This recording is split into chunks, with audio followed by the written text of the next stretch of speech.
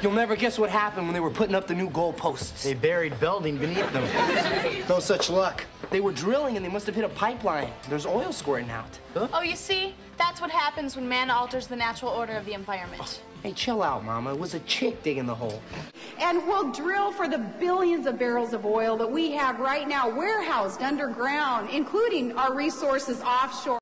It's too bad they didn't strike oil for real. Yeah, we'd be the richest school in the world. We could buy anything we wanted.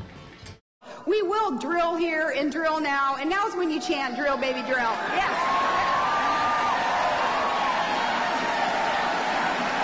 Drill, baby, drill. Drill, baby, drill. As you all know, we have struck oil on the football field. The school board has contracted with an oil company to do some exploratory drilling. At this time, I would like to introduce the Vice President of CalStar Oil, Dan Grayson. I'm very honored the school board has selected our company to extract the oil and jointly build a better Bayside. Drill, baby, drill, and drill now.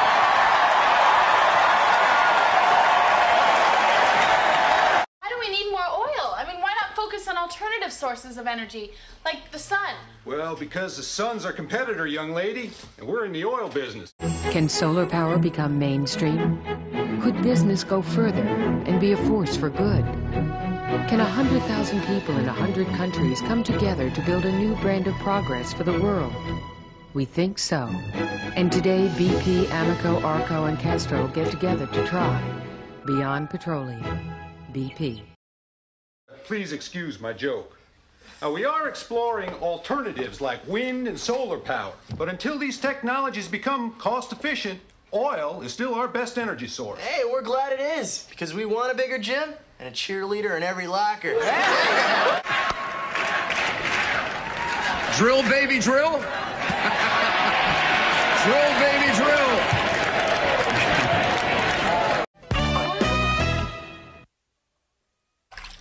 You didn't hear about the oil spill? No, what oil spill? They were drilling on the football field, and all of a sudden oil started spilling out everywhere. Did it get into the pond? Hey, I don't know. Well, Becky, the animals, we just put them back in the pond. Well, come on, we gotta save them.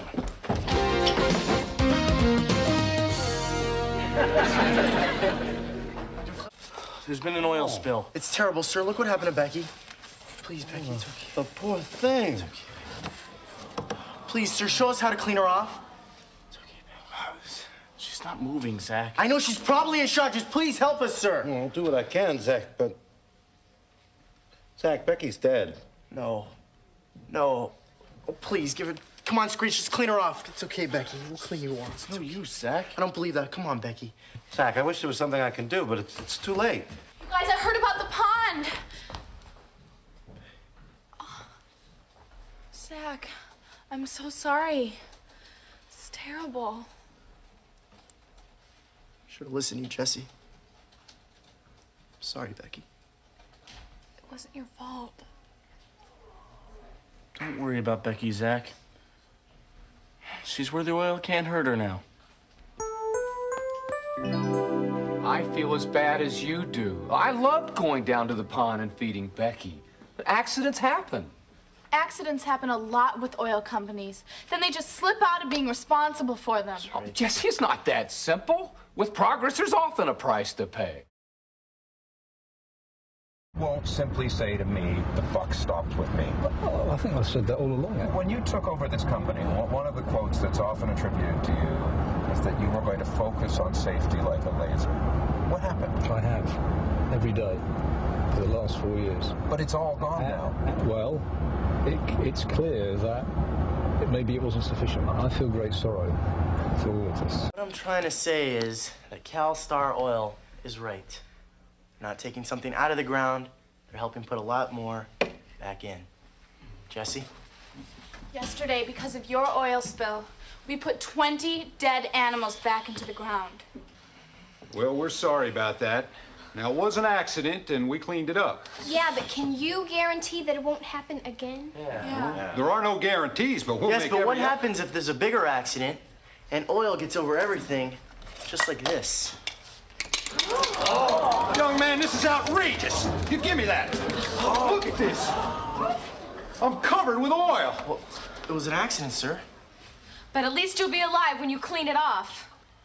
See, sir, I wanted a bigger and better Bayside more than anybody. Even more than you, Mr. Grayson. But us kids don't want to pay that price. We don't want to go to school in an oil field.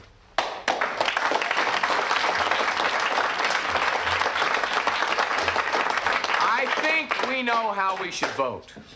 30 minutes later, we arrived at Fouchon Beach, where oil is everywhere, and hazmat teams are struggling to stay ahead of it. That's your oil. Oh no, I'm gutted. I'm absolutely devastated. It's something I never wanted to see. It's something we fought really hard not to have happen.